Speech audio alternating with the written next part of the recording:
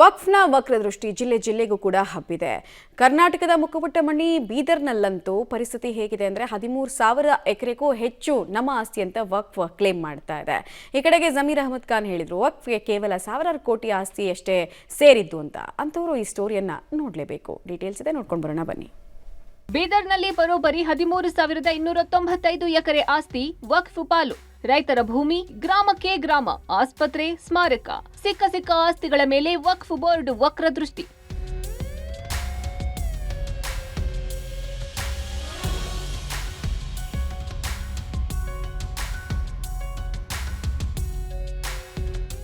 ಇನ್ನೂರ 17 ಎಕರೆ ಸುಪರ್ದಿಗೆ ಪಡೆದು ಬೇಲಿ. ನಿಮ್ಮಪ್ಪನ ಆಸ್ತಿ ಅಂತ ಹಾಕ್ಲಕ್ ಹಚ್ಚಿದೆ ಆ ಡಿಸಿಗೆ. ಅವಾಗ ನಿಂದೆ ಸರ್ಕಾರ ಇತ್ತು, ಈಗ ಇದು ತೆಗ್ಲಕ್ ಹಚ್ಚಪ್ಪ, ನೀ ಖಾಲಿ ಕೊಟ್ಟಿದ್ ನೋಟಿಸ್ ವಾಪಸ್ ತಗೋತೆ ಅಂದ್ರೆ ನಡೆಯಲ್ದು. ಇದು ಪಾಡಿದಾಗ ಏನಿತ್ತು ಅದು ತೆಗ್ದಾಕ್ ಬೆಲೆ ವಕ್ಫ್ ಬೋರ್ಡ್ ಅಂಬ ತೆಗ್ದಾಕು. ಅದ್ರ ಬಾದ್ ಮುಂದಿನ ಹೋರಾಟ ನಿಂದ್ರಿಸ್ತೇವೆ, ಇಲ್ಲ ಅಂದ್ರೆ ಇದು ತೆಗೆಸಕ ಹೋರಾಟ ಮಾಡ್ತೇವೆ. ಒಂದ್ ಕಡೆ ತಲತಲಾಂತರಗಳಿಂದ ಕೃಷಿ ಮಾಡುತ್ತಿದ್ದ ಸಾವಿರಾರು ಎಕರೆ ರೈತರ ಜಮೀನು ವಕ್ಫ್ ಎಂದು ಬದಲಾಗಿರುವ ಪಹಣಿಯ ದೃಶ್ಯಗಳು. ಮತ್ತೊಂದು ಕಡೆ 13,295 ಎಕರೆ ಜಮೀನು ವಕ್ಫ್ ಪಾಲು ಎಂದು ವಕ್ಫ್ ಬೋರ್ಡ್ ಅಧಿಕೃತ ದಾಖಲೆಯನ್ನು ನೀಡಿರುವ ದೃಶ್ಯಗಳು. ಬೀದರ್ ಸೇರಿದಂತೆ ರಾಜ್ಯದಲ್ಲೀಗ ವಕ್ಫ್ ಬೋರ್ಡ್ ಭೂತ ಎಲ್ಲರನ್ನ ಕಾಡುತ್ತಿದ್ದು, ರೈತರು, ಜನರು ಸರ್ಕಾರದ ವಿರುದ್ಧ ಕಿಡಿಕಾರುತ್ತಿರುವ ಸ್ಟೋರಿ ಇದು.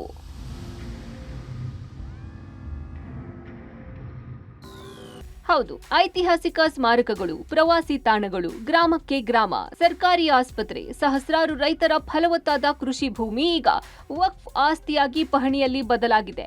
ವಕ್ಫ್ ಬೋರ್ಡ್ ಅಧಿಕಾರಿಗಳೇ ನೀಡಿರುವ ಮಾಹಿತಿ ಪ್ರಕಾರ ಜಿಲ್ಲೆಯಲ್ಲಿ ಒಟ್ಟು 13,295 ಎಕರೆ ಭೂಮಿ ವಕ್ಫ್ ಆಸ್ತಿಯಾಗಿದೆ. ಜಿಲ್ಲೆಯಲ್ಲಿ 2,747 ವಕ್ಫ್ ಸಂಸ್ಥೆಗಳು ಹಾಗೂ 3,822 ವಕ್ಫ್ ಆಸ್ತಿಗಳ ಸಂಖ್ಯೆ ಸೇರಿ ಒಟ್ಟು 13,295 ಎಕರೆ ಜಮೀನು ವಕ್ಫ್ ಆಸ್ತಿಯಾಗಿದೆ. ಈಗಾಗಲೇ ಜಿಲ್ಲೆಯಲ್ಲಿ 217 ಎಕರೆ ವಕ್ಫ್ ಬೋರ್ಡ್ ತನ್ನ ಸುಪರ್ದಿಗೆ ತೆಗೆದುಕೊಂಡು ಬೇಲಿ ಹಾಕಿದ್ದು, ಜಿಲ್ಲೆಯ ಪ್ರಮುಖ ಆಸ್ತಿಗಳ ಮೇಲೆ ವಕ್ಫ್ ಕೆಂಗಣ್ಣು ಹಾಕಿದೆ.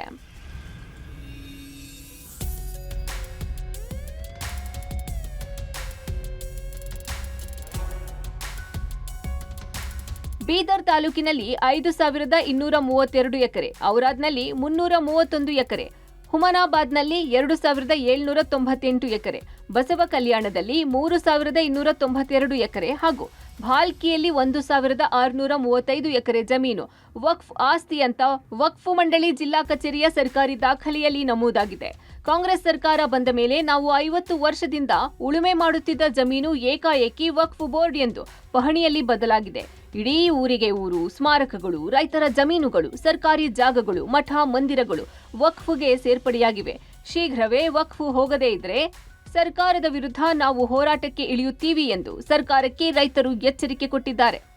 ನೋಡಿ, ನಮ್ಮಲ್ಲಿ ಬೀದರ್ ಜಿಲ್ಲೆಯಲ್ಲಿ ಸುಮಾರು 13,295 ಎಕರೆ ವಕ್ಫ್ ಅಂಥೇಳಿ ರಾತ್ರೋರಾತ್ರಿ 2013ರಲ್ಲಿ ವಕ್ಫ್ ಬೋರ್ಡ್ ಅಂಥೇಳಿ ಅವರು ಪಾಣಿ ಒಳಗೆ ಮನೆ ಇರ್ಬೋದು.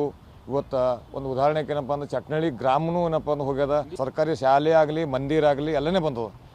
ಸ್ಮಶಾನ ಭೂಮಿ ಸಹಿತ ಬಂದಿದೆ. ಆ ನಂತರ ಧರ್ಮಾಪುರ ಅಂತೇಳಿ ಅದ ಇಲ್ಲಿ, ಅದು ಕೂಡ ಊರೇ ಬಂದಿದೆ.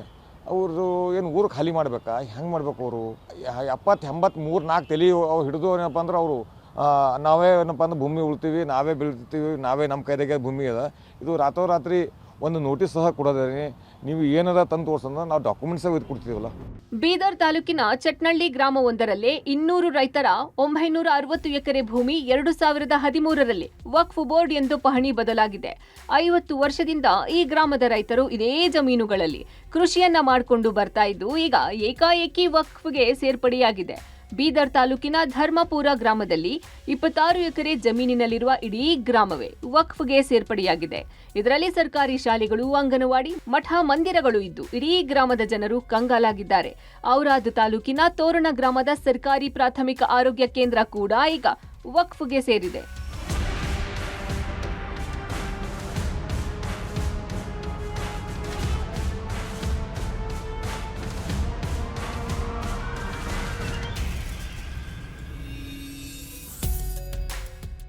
ಐತಿಹಾಸಿಕ ಬೀದರ್ ಕೋಟೆಯ ಸೋಲಾಕಂಬ, ಅಷ್ಟೂರಿನ ಐತಿಹಾಸಿಕ 14 ಗುಂಬಜ್ಗಳು, ಬರೀದ್ ಶಾಹಿ ಗುಂಬಜ್, ಶಬಲ್ ಬರೀದ್ ಗುಂಬಜ್ಗಳು ವಕ್ಫ್ಗೆ ಸೇರ್ಪಡೆಯಾಗಿವೆ.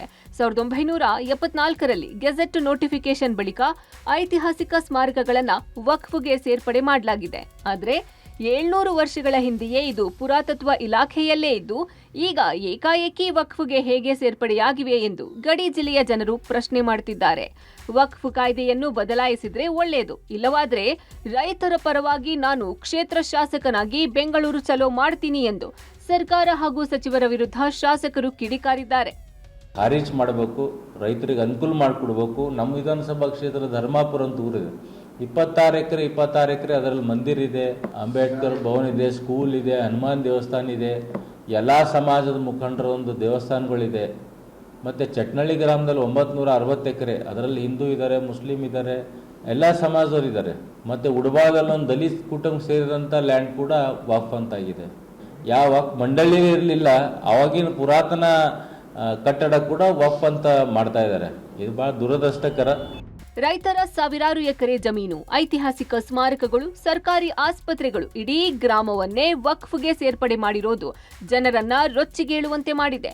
ಕ್ಯಾಮರಾಮನ್ ಆಸಿಫ್ ಜೊತೆ ಮಲ್ಲಿಕಾರ್ಜುನ ಕುಪ್ಪಿಗುಡ್ಡ, ಪಬ್ಲಿಕ್ ಟಿವಿ ಬೀದರ್.